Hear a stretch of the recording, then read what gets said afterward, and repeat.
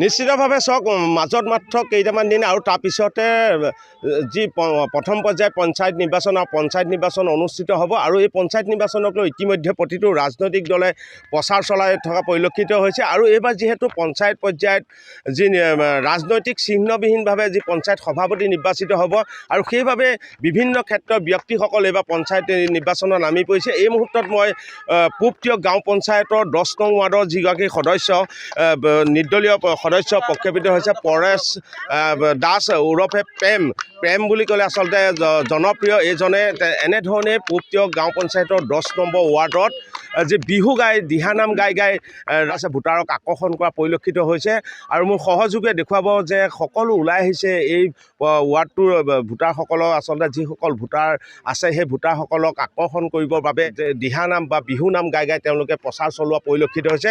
মোৰ লগত প্ৰাৰ্থীগৰাকী আছে, মই প্ৰথমতে তেখেতৰ ওচৰলৈ যাম।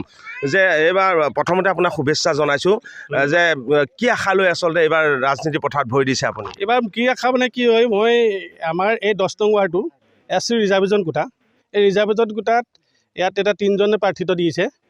3জন প্ৰাৰ্থিত্বৰ ভিতৰত মানে মই এজন প্ৰাৰ্থীটো যোৱা 5 বছৰ ইয়াত খাই গৈছিলে, তাৰ মিছেছকৈ এইবাৰ উঠিছে।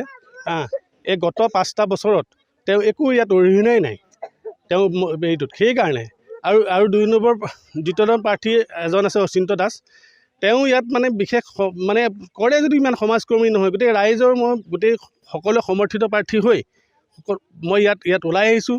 সমাজ সেৱা আগতো কৰিছোঁ, মই বহুত সমাজ সেৱা কৰি আহিছোঁ, এতিয়াও মই সমাজ সেৱা কৰিম বুলি স্বতঃস্ফূৰ্তভাৱে ওলাই আহিছোঁ। সেইকাৰণে ৰাইজে মোক সমদলৈ উলিয়াই আনিছে যে এনেকুৱা এজন ব্যক্তি লাগে যিজন ব্যক্তিয়ে ইয়াত কাম কৰিব পাৰিব। আৰু গতিকে মই দৃঢ় প্ৰতিজ্ঞা হৈ ৰাইজৰ ওচৰত মানে সেৱা কৰি মই ৰাইজৰ কাম কৰি যাম বুলি আগবাঢ়ি আহিছোঁ। আৰু যদিহে ৰাইজে মোক সহায় কৰে তেতিয়াহ'লে মই ৰাইজৰ কাম কৰি যাম। ধন্যবাদ জনাইছোঁ। যিহেতু দেখা যাওঁ যে অতি বানপীড়িত এটা অঞ্চল আৰু প্ৰায় 80% লোকেই মৎস্যৰ লগত জড়িত লোক।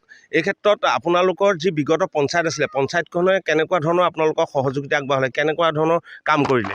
আমি 10 নং ৱাৰ্ডৰ পৰা কৈছোঁ।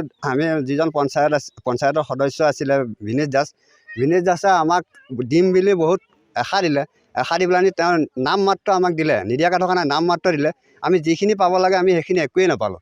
আমি ভাবিছোঁ এতিয়া আমাৰ উপযুক্ত আমি প্ৰাৰ্থী এজন আমি নিজেই তেওঁক উঠাইছোঁ, পৰেশ দাস ওৰফে প্ৰেম। আমি তেওঁ নিৰ্দলীয় হিচাপে তেওঁ চিন নাইকিয়া, তথাপিতো আমি তেওঁ উঠাইছোঁ এইটো কাৰণে আমি আশা কৰিছোঁ যে পৰেশ দাসৰ আমাৰ নিজৰ ভাই বন্ধু লেখীয়া। আৰু পৰেশ দাসৰ আশা আমাৰ এইটোৱে আছে যে পৰেশ দাসে আমাৰ যিটো 2 নং কাৱৈমাৰী গোহাঁইগাঁৱৰ 5 নং পূব টিয়কৰ 10 নং ৱাৰ্ডৰ যিটো কণ্টিজানৰ পদ ক আৰু খ অংশ, সেই 2টা পদ দিম বুলি আমাক কংগ্ৰেছ AGP BJP সকলোৱে আমাক ঠগি আহিলে। তথাপিতো আমি BJP দলৰ পৰা এটাই পাইছিলোঁ, আমাৰ ৰূপজ্যোতি ছাৰে আমাক এটা ৰাস্তা দিছিলে 2,74,000 টকা। সেই ৰাস্তাটোৰ পৰা আৰু আগলৈও পিছলৈও দুইফালে ৰাস্তাখিনি থাকি গ'ল। সেই ৰাস্তাখিনি পৰেশ দাসৰ অনুগ্ৰহত বা পৰেশ দাসে দিব পৰা আশা আমি কৰিছোঁ। সেই পৰেশ দাসে দিব বুলি আমি পৰেশ দাসক দৃঢ় সংকল্প কৰিছোঁ। পৰেশ দাসক আমি বিপুল ভোটত এই 10 নং ৱাৰ্ডৰ পৰা জিকাই নিম। পৰেশ দাসক বিপুল ভোটত আমি জিকাই নিম। ধন্যবাদ জনাইছোঁ। প্ৰেম দাস বা পৰেশ দাসক কিয় ভোট দিব লাগে? ধন্যবাদ। প্ৰেম দাসক আমি মানে চিনি পাওঁ, তেওঁ আমাৰ 10 নং ৱাৰ্ডৰ নিৰ্বাসী। আমি আগতে আমাৰ এজন প্ৰাৰ্থী আছিল ভেনিছ দাস, তেওঁ আগতে এজন আমাৰ বক্তাই কৈছে যে তেওঁ নিমিত্ত মাত্ৰ আমাৰ অকণমান কিবা এটা অকণমান দিলে আৰু মানে চৰকাৰৰ ফালৰ পৰা দিলে, এইখিনি কিবা এটা দিলে। তাৰপৰা আমাৰ এই ৰাস্তাটো যিটো মানে আমাৰ ৰাস্তাটোৰ এই অংশ বুলি এটা আমাৰ অনেক আমি আবেদন নিবেদন জনাইছোঁ। মানে কি গাঁও পঞ্চায়তত ধৰিছোঁ বুলি কয়, এই ৰাস্তাটো কয়হে আমাৰ ভেনিছ দাসে কেইবাবাৰো ক'লে যে ৰাস্তাটো আমি আপোনালোকৰ এইবাৰ ধৰিছোঁ, আপোনাৰ হ'বতে থাকিলে আৰু কৰি নিদিলে। তাৰপৰা এতিয়া এইবাৰ এই মানে আমাৰ ৰূপজ্যোতি ছাৰক আমি মানে আপত্তি কৰাত তেওঁ এজন আমাৰ নতুন মানে এতিয়া যিটো মানে হেৰি সমষ্টি যিটো মানে হ'ল, তেওঁ আমি আগতে সমষ্টি আছিলোঁ, তেওঁ MLA ধৰি দিছে। এতিয়া MLA ধৰিলে। এইটো ৰাস্তা আমাৰ 2,76,000 টকা দিলে। সেইটো বহুতখিনি আমি কাম আগুৱাই নিলোঁ। ধন্যবাদ জনাইছোঁ। কিছু মহিলা আছে, মই মহিলাসকলৰ লগত কথা পাতিম। আৰু দেখা পোৱা গৈছিলে যে আহোঁতে দিহানাম বিহু নামে ৰজন জনাই আছিলে যে এইবাৰ যিহেতু প্ৰেম দাস আপোনালোকৰ প্ৰাৰ্থী হৈছে, প্ৰেম দাসক কিয় ভোট দিব লাগে বুলি আপোনালোক ভোটাৰৰ ওচৰলৈ যাব, মানে কিয় ক'ব, কিয় ভোট দিব লাগে? আমি যেতিয়াৰ পৰাই দেখিছোঁ মানে তেওঁ এই গাঁওখনত যিটো অভিজ্ঞতা আছে সেই অভিজ্ঞতাৰ দায়িত্ব পালন কৰিব বুলি আশা ৰাখিছোঁ। সেইটো কাৰণে আমি ভোট দিবলৈ সহযোগিতা কৰিছোঁ। কি ক'ব প্ৰেম দাসক কিয় ভোট দিব লাগে? প্ৰেম দাস মানে তেওঁ এজন মানে ধৈৰ্যশীল ব্যক্তিৰ গহীন গপচ আৰু তেওঁ কামখিনি কৰিব বুলি আমাৰ আশাবাদী হৈ আছোঁ, মানে আশা কৰিছোঁৱেই তেওঁৰ ওপৰত।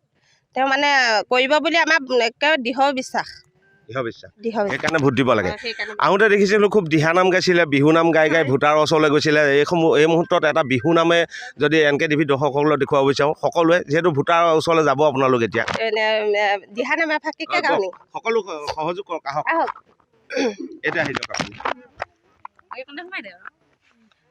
আকাশত শুনিছোঁ গোবিন্দৰ নাম, শংকৰ মাধৱে গঢ়া কিনো হৰি নাম, ভকত বৈষ্ণৱে লয় বিৰাম, নামেৰে মুখৰিত বৰ দুআঠাৰ, হে ৰাম ৰাম নামেৰে মুখৰিত বৰ পেটাঠাৰ।